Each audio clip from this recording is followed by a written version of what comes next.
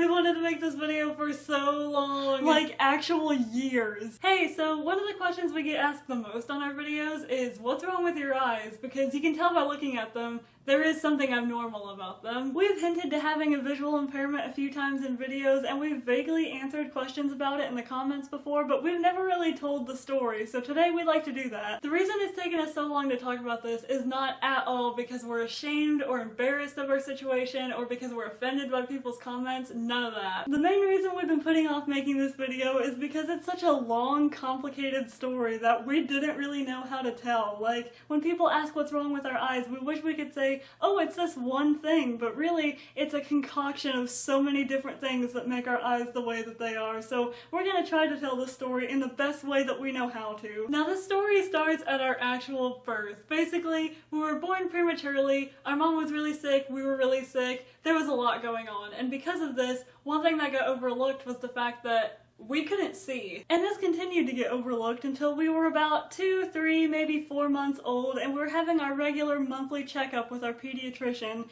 and he looked at us and basically realized they can't see anything. So he told our mom that he'd made an appointment at Riley Hospital for Children the next day and that she should go. So she brought us to the appointment, and what they discovered was that we both had cataracts. To put it very, very simply, what that means is basically everybody has what's called a lens in each of their eyes, and what that is, it's a little thin thing that basically helps you see clearly, and it's what helps your eye focus on things.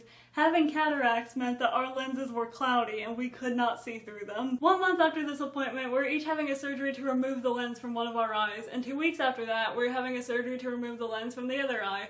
This meant that we no longer had any lenses in our eyes, which is referred to as aphakia. Now, since we didn't have lenses in our eyes, we still needed some type of way to correct our vision. So when we were babies, we wore special contacts, but getting older and throughout most of our lives, up until we were 14, we'll get to that later, we wore these. They're basically glasses that have really thick lenses that serve the purpose of the lens we didn't have on our eyes anymore. So that solves that problem, but because our cataracts went undetected for so long, this led to some long-term problems with our eyes. This includes low vision, lazy eyes, and a thing called nystagmus, which basically means that our eyes shake and dance around a lot, and it's something we can't control. Like, we can tell when it's happening, and you can probably see when it's happening, but we don't get to decide when it happens, and we can't always stop it when it does happen. This next part of the story is the part that really confuses us, but the way we understand it is, as a side effect from having cataract surgery, our pupils became very small. Our mom once described them as the size of pinpricks, so we each had to have a surgery to have our pupils enlarged. If you didn't know, for normal people, basically when you go into a dark room, your pupils dilate or enlarge, so your eyes can let as much light in as possible and you can see in the dark. But when you go back into the light,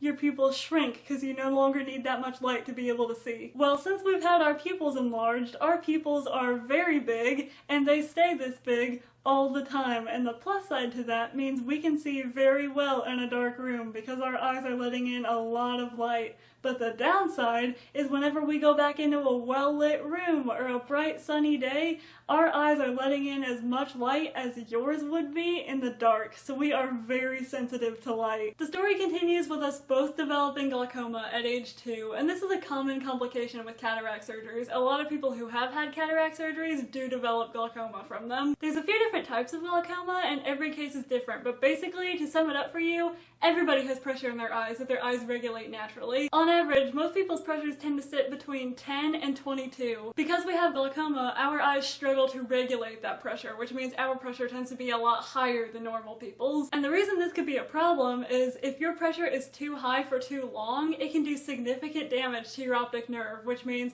permanent vision loss that you can't get back. People do go blind from this. Ever since we were 2, we've taken different prescription eye drops that help regulate our pressure, and those work really well for us, but there have been a few times where our pressure has skyrocketed and we've had to have a surgery to help bring the pressure back down. But between those eye drops and a few pressure surgeries, most of the time we're able to keep our pressure somewhere between 20 and 24, which is pretty high for a normal person, but it's normal for us. The good news is, unlike the cataracts, our glaucoma was caught and regulated very early on, which means we had little to no damage to our optic nerves. Of course, this could change over time, but for now, that's the boat we're in. Not a lot changed in the next few years after that. We were still seeing our specialists at Riley every 3 to 6 months to have our pressure monitored, and we did have to have a pressure surgery every now and then, but, you know, we were wearing our glasses, taking our eye drops, dealing with the side effects from those eye drops, as well as the effects of aphakia and glaucoma and nystagmus and low vision in general. It was a lot, but not a lot changed during that time. Then when we were 13, we got some of the best news we've ever received. Our doctor told us that he felt we were ready to have artificial lenses put back into our eyes. In October 2010, we both had a lens implant surgery on our right eye. Then we had to keep it patched for 6 months until May 2011 when we went back and did the left eye. Having lenses in our eyes meant we no longer needed these big thick glasses anymore. In 2014, we both had one more surgery on our right eyes to try to correct our lazy eye, and that worked a little bit, but they're still pretty lazy, and that pretty much catches you up to now. We're still seeing our team over at Riley regularly, and if you're wondering, yes, we are 21 and we still seek treatment at a children's hospital, and the reason for that is our doctors at Riley have known us since birth, and they know our complex,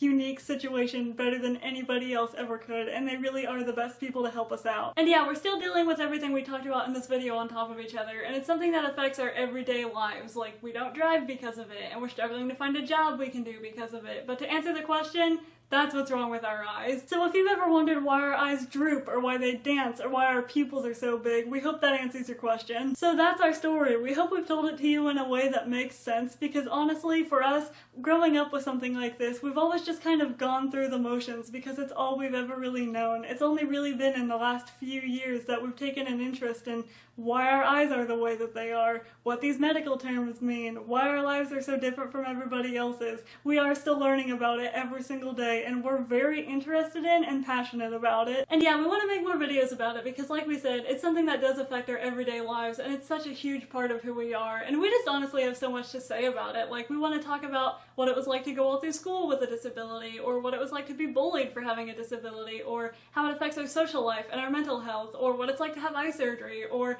funny, embarrassing moments that have happened because of it. There's just so many things we want to say, and now that we finally told this story, we feel like we can talk about those things. If you have any questions at all on this topic, whether it's about something we mentioned in this video or not, please leave them down in the comments. We don't want you to feel like you're asking a stupid question or being rude. You are not gonna offend us. We love talking about this type of thing, so if there's anything you want to know about this, please put it down there. Thank you so much for listening to us tell our story. This video is really special to us, and if you liked it too, then you can give it a thumbs up, and if you're new here, you can subscribe, turn on our post notifications, and we are on social media if you want to check any of those out. Thank you so much for watching. You have no idea how much we appreciate it. We hope you're well, hope you're happy, hope you're healthy, hope you're all good. We'll see you again soon. Bye!